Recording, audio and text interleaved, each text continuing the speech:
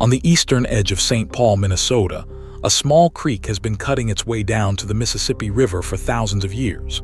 The ravine it carved is quiet now, full of birdsong and late summer green. But in the summer of 1842, these slopes echoed with gunfire as two nations collided in the brush along the water. The fight lasted about 2 hours, and it gave this creek and this park a name. This is Battle Creek Regional Park, and this evening we are going to walk it together. The story under these trees is bigger than almost anyone passing through it knows.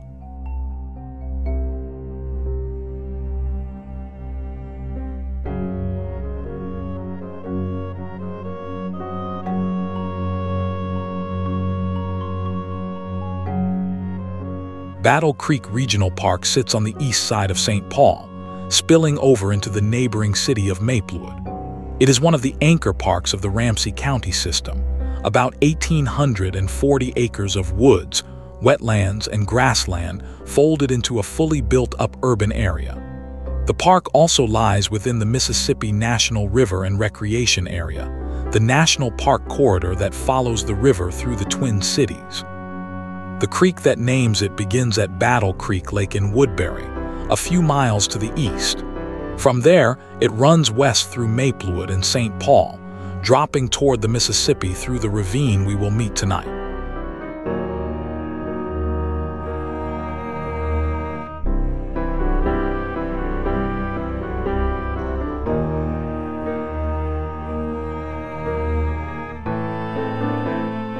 It is a Saturday evening in early September, a little after 6 o'clock, and the light is already turning gold.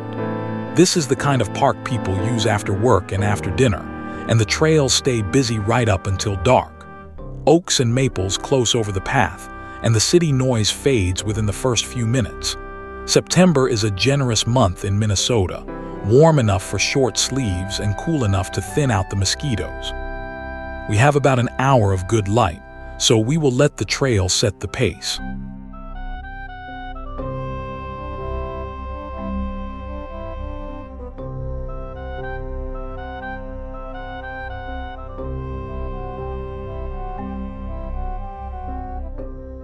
Battle Creek itself is a modest stream, easy to step across in places, and that is part of what makes its story surprising. It rises in Battle Creek Lake in Woodbury and travels west through suburban neighborhoods and parkland. In its final stretch, it drops through a deep wooded gorge and empties into Pig's Eye Lake, a backwater of the Mississippi just downstream of downtown St. Paul. Small as it is, the creek has had thousands of years to work on the soft rock beneath this landscape. The result is a ravine that feels far wilder than anything you expect this close to a state capital.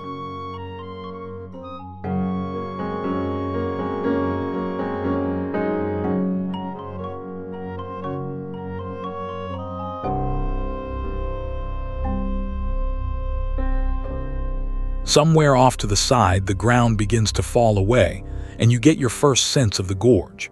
The slopes are steep enough that the county has left most of them wild, with the formal trails staying up on the shoulders. Deer paths stitch the hillsides, and in September the understory is thick with asters and goldenrod. For most of its history, this was not a park at all. It was simply the rough country between the river and the high ground, the kind of place people passed through, camped in, and sometimes fought over.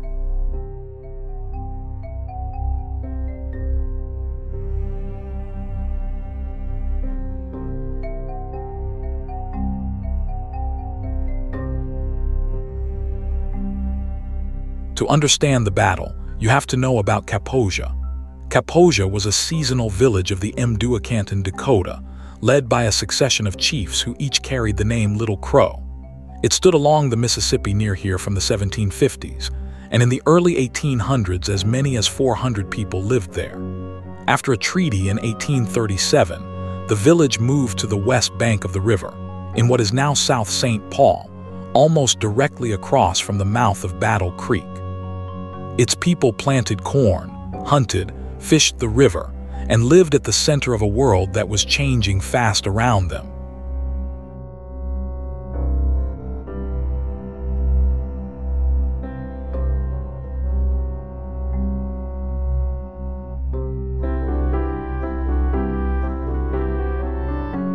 The trail rolls through a stretch of older forest now, and it is easy to picture this land as it was then. The Dakota knew these ravines in detail, as hunting ground and as a route between the river bottoms and the lakes to the east. By the 1840s, Fort Snelling stood a few miles upstream, and traders, missionaries, and farmers were settling in around the river junction. That is why the events of 1842 were written down at all. Soldiers, traders, and missionaries each recorded what happened here from their own vantage point.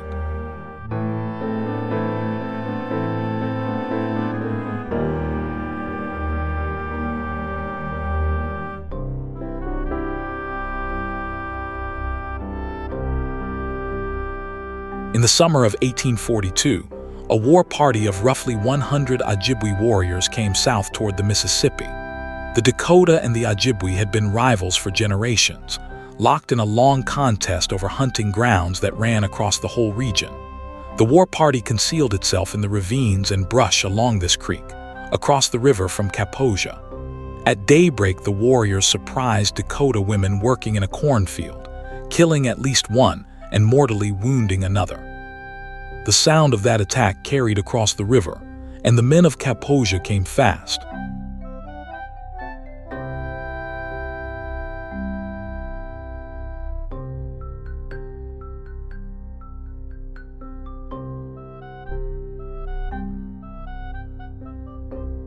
Walk these slopes and the choice of ground makes grim sense. The ravine offered cover, water, and a screened approach from the east, everything a raiding party needed. But the same broken ground made retreat difficult once the fight turned. Accounts describe fighting that surged through the ravine near the mouth of the creek for about 2 hours, with gunfire and hand-to-hand struggle among the trees. It is a hard thing to hold in your mind on a soft September evening, which is exactly why the name matters.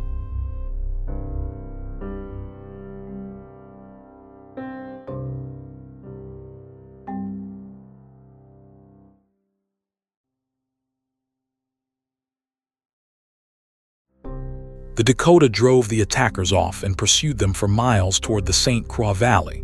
The costs were heavy on both sides. Accounts from the time put the Ojibwe dead at 9 or 10, with Dakota losses of as many as 20 warriors, counting those who later died of their wounds. Troops from Fort Snelling arrived by boat and on horseback, but only after the fighting had ended. Within about a decade, treaties had moved the Kaposia Dakota away from the river altogether, and the creek kept the battle as its name.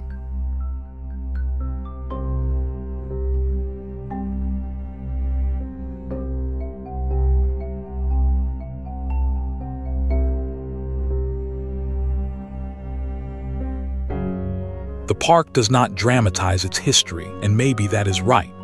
There is the name on the signs, a historical marker, and otherwise just the land itself, letting you make of it what you will. Many place names in Minnesota carry Dakota and Ojibwe words and memories, and this one carries the memory of a single violent morning. As you walk here, it is worth letting that sit alongside the birdsong. A park can hold more than one truth at a time.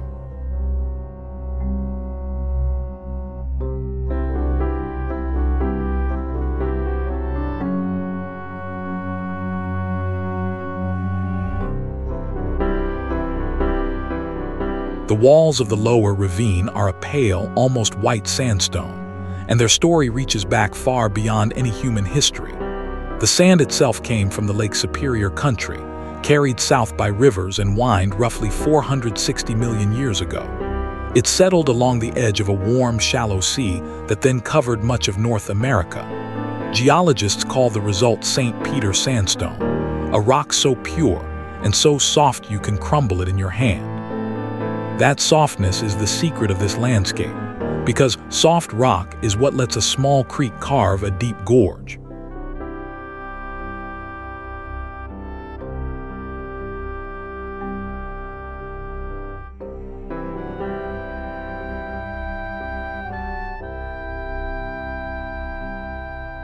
You can read the layers of the twin cities almost anywhere the ground opens up. Beneath the glacial soils lies a cap of limestone, then a thin band of shale, then that deep body of soft sandstone underneath. Wherever running water breaks through the hard caprock, it eats down into the sandstone quickly. That is how the Mississippi cut its gorge, and it is how this creek cut its ravine. The bluffs and hollows on this walk are the same story told at different scales.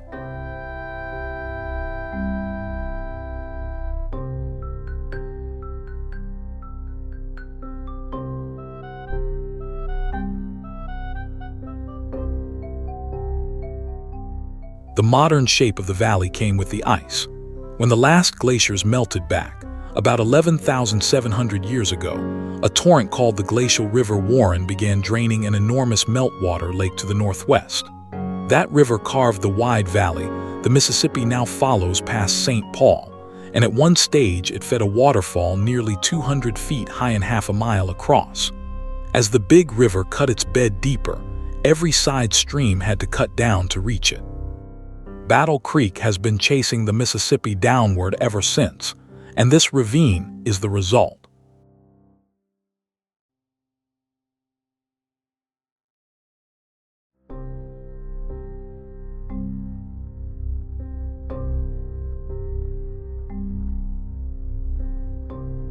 Under the evening light, the trail dips and climbs along ground the ice left behind.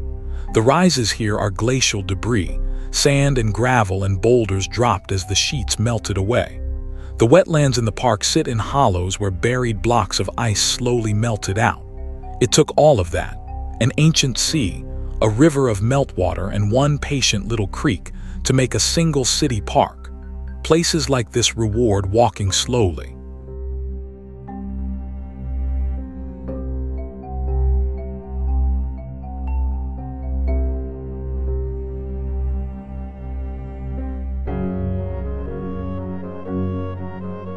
The park itself began with a gift. In 1922, a man named William McMurray donated an initial 25 acres along the creek to create Battle Creek Park.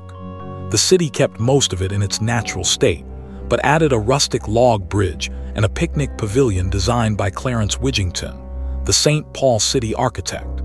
Widgington is a landmark figure in American architecture, widely recognized as the first African-American municipal architect in the United States. His work here set the tone that still holds, simple structures resting lightly on a wild landscape.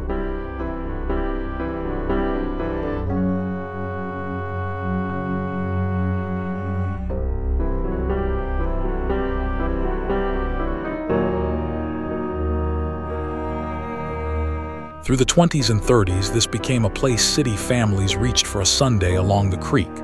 The picnic grounds were tended, while the slopes above stayed wild, and that balance was always part of the appeal. Even today, the mowed edges end quickly, and the woods simply take over. St. Paul has plenty of manicured parkland, and Battle Creek has never really been that. It is the city park that stayed a little untamed.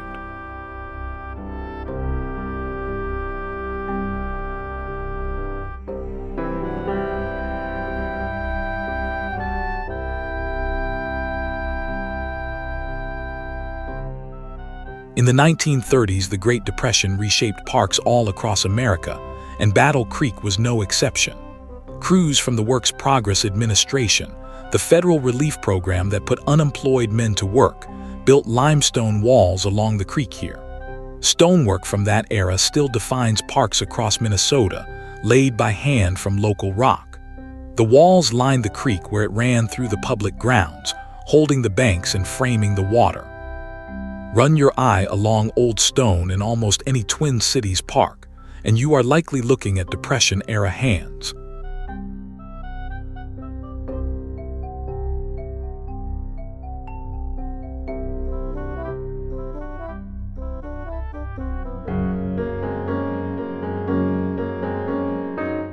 The path climbs now toward the higher ground on the eastern side of the park. In winter, this terrain is the whole attraction, because these hills offer some of the best public sledding and skiing in the East Metro. It is strange to stand here in September warmth and imagine the place buried in snow. But winter is when Battle Creek earned a national reputation. For that story, we need to look up the hill.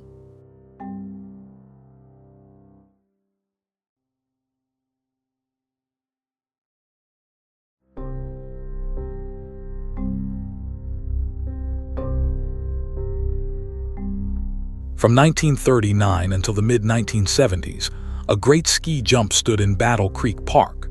The St. Paul Ski Club ran it, a 60-meter jump rising out of these wooded hills. The club hosted the National Ski Jumping Championships here in 1939, shortly after the jump was built. For decades afterward, winter crowds gathered below to watch jumpers pour down the trestle and hang in the cold air over the valley. In a city that treats winter as a festival, Battle Creek was one of its great stages.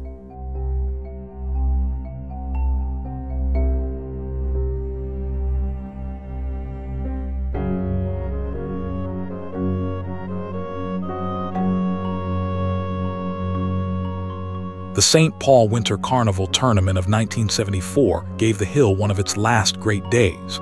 A 17-year-old jumper named Kip Sundgaard tied the hill record that day, with leaps of 196 and 197 feet. The jump saw its final seasons in the mid-70s, and the structure later came down. Today, only the shape of the slope hints at what once towered here, nearly 200 feet through the air, above the hill we are walking tonight.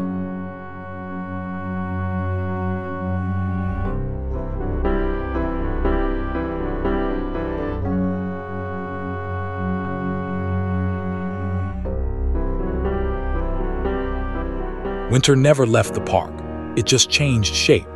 Today, Battle Creek is one of the premier winter recreation areas in the Twin Cities, with about 10.5 kilometers of groomed cross-country ski trails.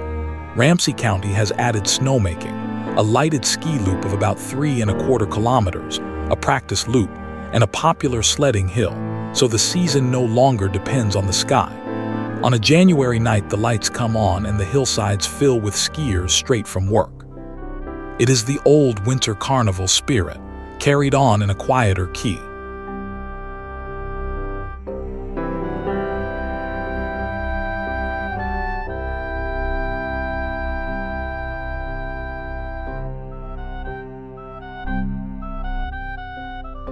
Back on the September Trail, the light is starting to slant long through the trees.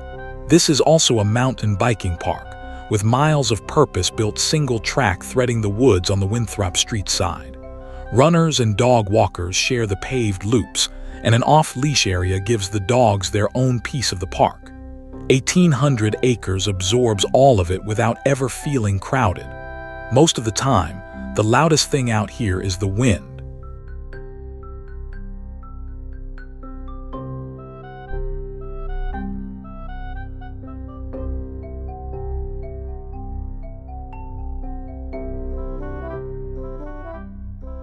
Follow the creek down to its mouth, and you arrive at a lake with one of the strangest names in Minnesota, Pig's Eye Lake. It remembers Pierre Parent, a one-eyed French-Canadian fur trader known to everyone as Pig's Eye. In 1838, he settled near the river and opened a saloon, among the first Euro-American claims in what became St. Paul. For a few years, the young settlement itself was simply called Pig's Eye, until the chapel of St. Paul gave it a more respectable name. The city outgrew the nickname, but the lake below this park still carries it.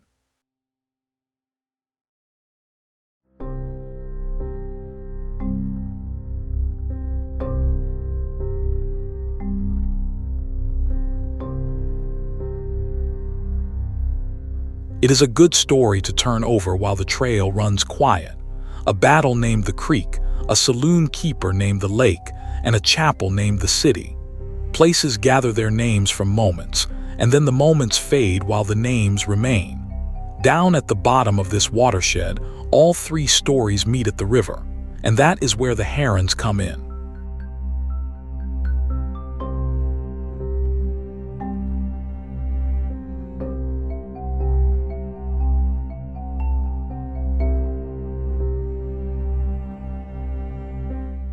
Out in Pig's Eye Lake lies an island that holds one of the largest urban waterbird rookeries in the Midwest.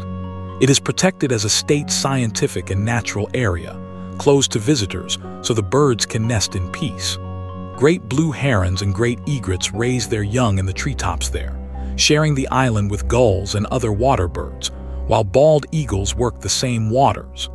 All of this sits within sight of downtown St. Paul and a working river barge channel. A heron crossing the sky above this park in the evening may well be heading home to that island.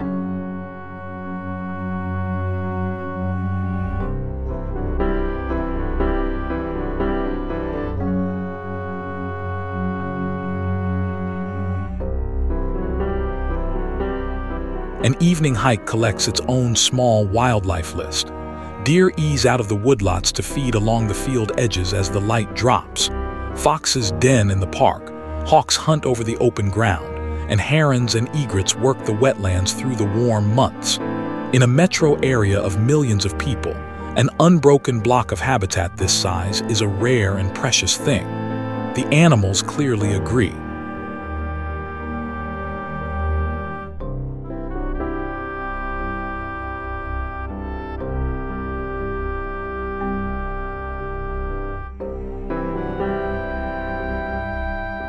Not all of Battle Creek is forest and gorge. The park holds broad grasslands and open fields that conservation groups prize as scarce urban bird habitat. Grassland birds need room, real acreage rather than roadside strips, and these fields are among the few places in the city that can still offer it. In late summer, they glow with goldenrod and asters and tall native grasses. Habitat like this, once lost, is nearly impossible to replace, which is why so many people keep a close watch over these fields.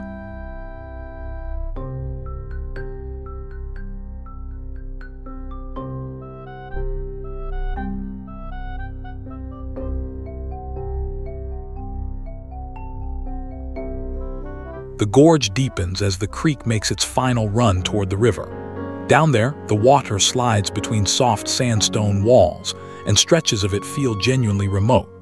This lower ravine is the heart of the oldest stories in the park: the battle, the first donated acres, the Depression-era stone. Trails and time have rearranged the details, but the shape of the land is the same one the fighters and the picnickers knew. Evening is the best hour to feel that continuity.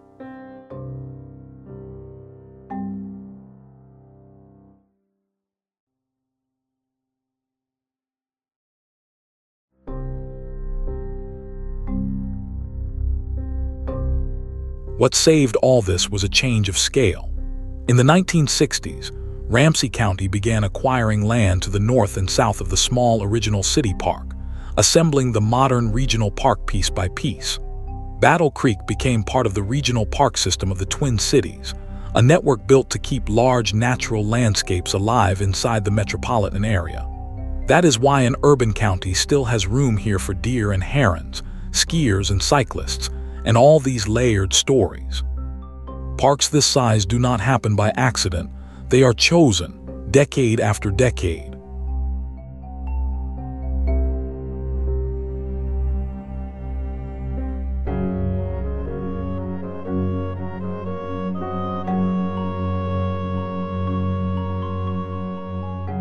By now the sun is dropping toward the Mississippi, and the whole watershed seems to exhale. Somewhere below, the creek is finishing its run into Pig's Eye Lake, past the island where the herons settle for the night. The river gathers it in and carries it south, as it has carried everything else in this story: traders and treaties, meltwater and sand. A hike here ends the way the creek does, quietly, at the edge of something much larger. That is a good note to walk out on.